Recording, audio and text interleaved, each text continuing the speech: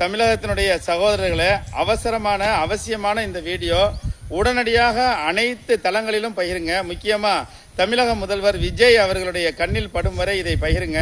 காரணம் என்னன்னா, இப்போ உள்ள சூழ்நிலை பக்ரீத் பண்டிகை. இந்த பக்ரீத் பண்டிகையில் இஸ்லாமியர்கள் ஆடையும் குர்பானி கொடுப்பாங்க. அந்த குர்பானி கொடுத்து அதை 3 பங்காக வச்சு, ஒன்று ஏழைக்கும், ஒன்று உறவினர்களுக்கும், ஒன்று தனக்காக சமைத்து கொள்ளக்கூடிய இந்த இறை கடமையை நிறைவேற்றுறாங்க. இந்த சூழ்நிலையில் ஆங்காங்க வெறும் 10 ஆடுகளை ஏற்றிட்டு போனாலும் போலீஸ்காரங்க மடக்கிறாங்க. இது மிகப்பெரிய ஒரு ஆபத்தாகவும் இந்த ஆட்சிக்கு கெட்ட பேராகவும் நடந்துகிட்டு இருக்கு. இந்த 5 நாளில் 150க்கு மேற்பட்ட டாடா ஏசியையும் அந்த ஆடு ஏற்றின அந்த வாகனங்களை பறிமுதல் பண்ணியிருக்காங்க.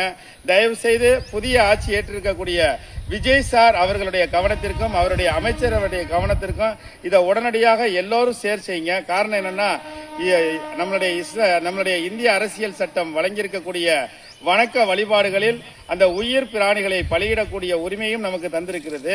அதே மாதிரி இஸ்லாமியர்கள் வருஷத்திற்கு ஒரு முறை கொடுக்கக்கூடிய இந்த பக்ரீத் பண்டிகையில் முக்கியமாக ஆடுகளையும் மாடுகளையும் பலியிட்டு இறை கடமையை நிறைவேற்றுவது மட்டுமல்ல, ஏழைகளுக்கும் உறவினர்களுக்கும் தனக்கானதுமாக இந்த குர்பானி அந்த கடமையை நிறைவேற்றுகிறார்கள். ஆங்காங்கே இன்னும் சொல்ல போனோம்னா 90% அந்த டாடா ஏஸ்லையும் ஆட்டையும் பறிமுதல் பண்ணி அபராதம் விதிக்கிறது மட்டுமல்ல, கூடுதலான கையூட்டு பெறாங்க. இதை நான் பகிரங்கமாகவே சொல்கிறேன். தமிழ்நாடு முழுவதும், குறிப்பாக வேலூரில், சென்னையில், உளுந்தூர்பேட்டையில் அனைத்து பகுதிகளிலும் ஆடு ஏற்றிக்கிட்டு போகிற, மாடு ஏற்றிக்கிட்டு போகிற, குர்பானிக்காக கொண்டு போகக்கூடிய இந்த பிராணிகளை, இந்த வாகனங்களை பறிமுதல் செய்கிறாங்க.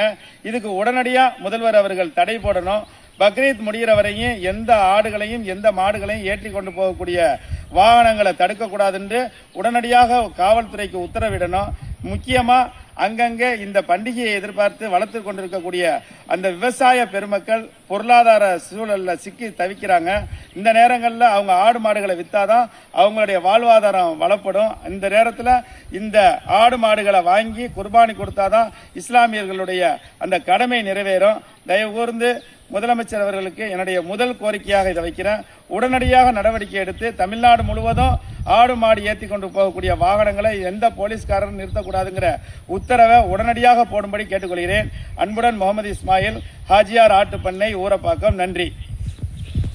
எல்லோரும் இதை ஷேர் பண்ணுங்க, அவசியம் ஷேர் பண்ணுங்க, உடனே ஷேர் பண்ணுங்க.